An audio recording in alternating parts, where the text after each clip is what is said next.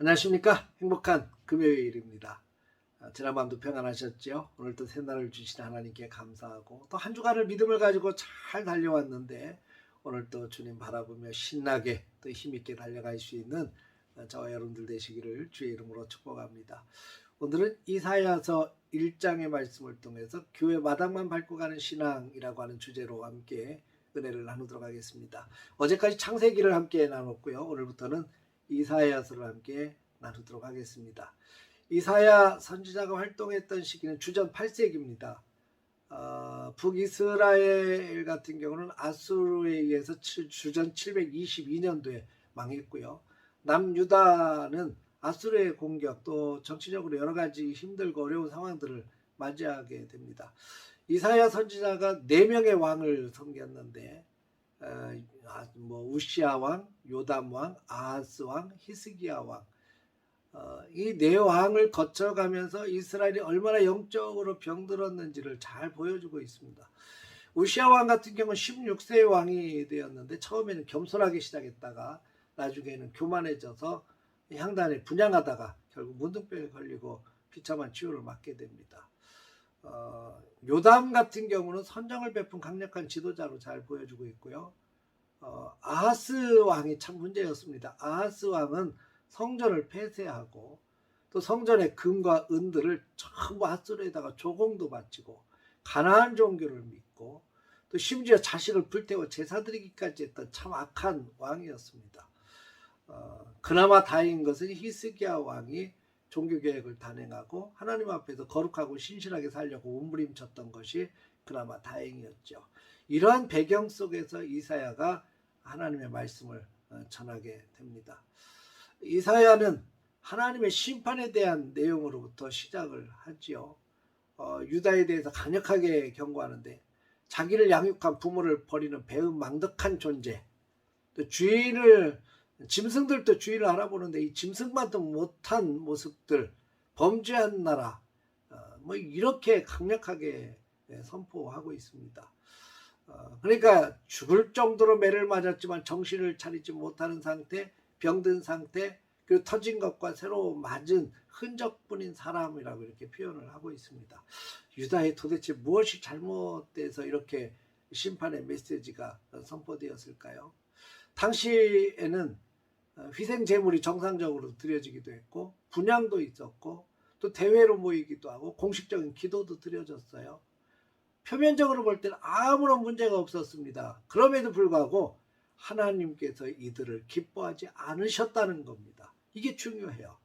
그들에게는 선행도 공의도 찾아볼 수 없기 때문이었습니다.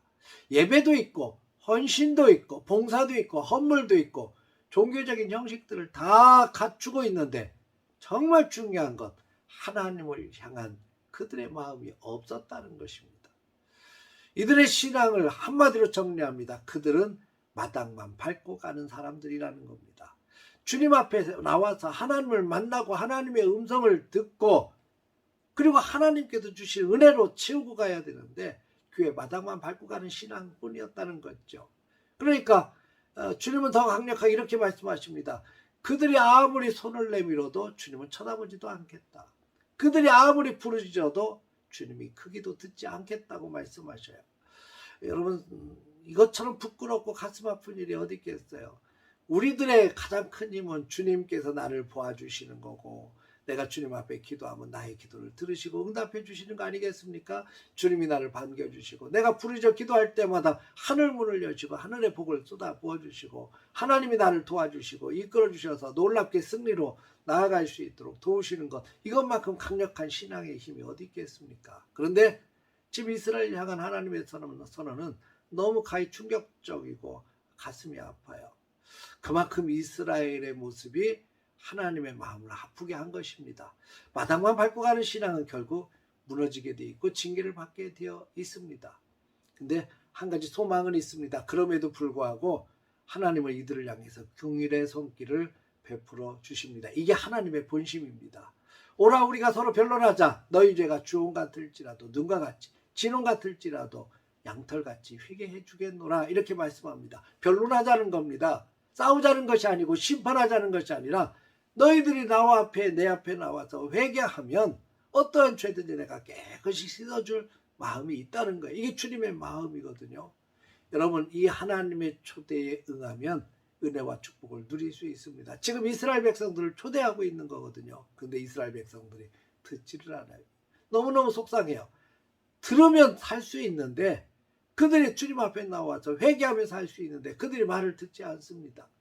여러분, 오늘날 교회와 성도들의 모습은 어떻다고 생각하십니까? 지금 이 시대가 그 시대와 너무나 닮지 않았다고 생각하시지 않으십니까? 이사야 선지자가 활동했던, 이사야 선지자를 통해서 강력하게 심판의 메시지가 선포되었던 그때의 모습과 오늘날의 모습이 비슷하다고 생각하지 않습니까?